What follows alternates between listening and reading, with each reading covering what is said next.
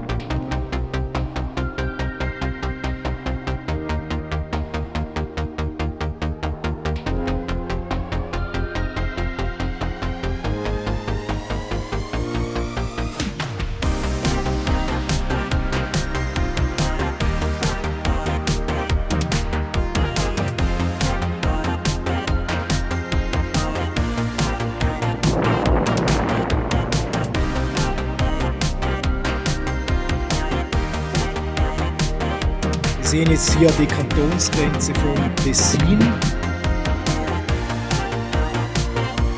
vom Wallis. Beim Rundgang auf der Passhöhe sehen wir uns die kleinen, klaren Bergseen etwas genauer an. Die Anwesenheit von Kaulquappen in diesen kalten, klaren Seen zeigt, wie Amphibien selbst extremen Umweltbedingungen trotzen können. Sie sind ein wichtiger Teil des Ökosystems dieser Pässe und Hochtäler. In diesen hochalpinen Bergseen herrschen ganz besondere, extreme Bedingungen. Die Wassertemperaturen steigen selbst im Hochsommer oftmals nur wenig über 10 Grad.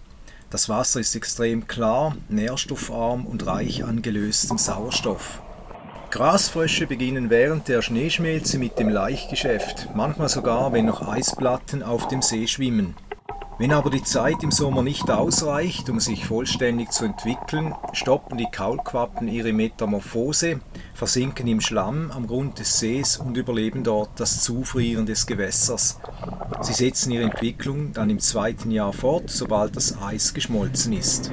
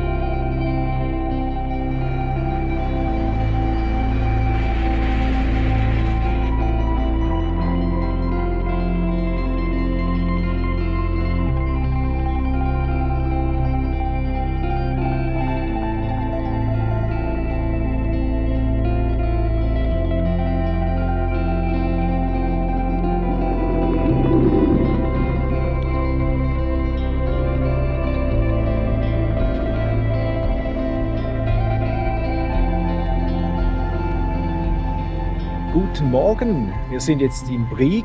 Bei schönstem Wetter heute soll es 34 Grad geben. Mal schauen, ob das stimmt. Nach einer sehr entspannten Fahrt über den Nufenen-Pass, der mit übrigens 2400 Metern Höhe einer der höchsten befahrbaren Alpenpässe in der Schweiz gilt, sind wir nun in Brig und mal schauen, was diese Stadt so alles zu bieten hat. Brig ist ja umgeben von majestätischen Bergen, wie wir hier im Hintergrund sehen.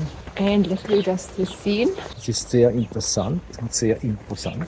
Bevor wir uns Brig anschauen, insbesondere den Stockalper Palast oder das Stockalper Schloss, gehen wir noch einkaufen in einem mehr oder weniger großen Einkaufscenter hier in Brig. Das eine oder auch das andere noch erledigen.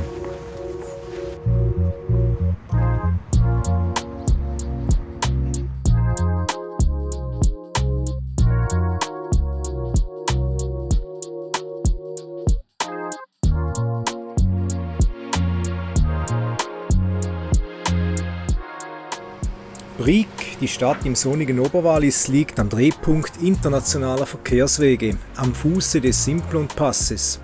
Die Stadtgemeinde entstand 1972 durch die Fusion von Brig, Gils und Briger Bad. Die Geschichte Brigs ist eng mit dem Simplon-Pass verbunden, den Napoleon einst für seine Artillerie ausbauen ließ.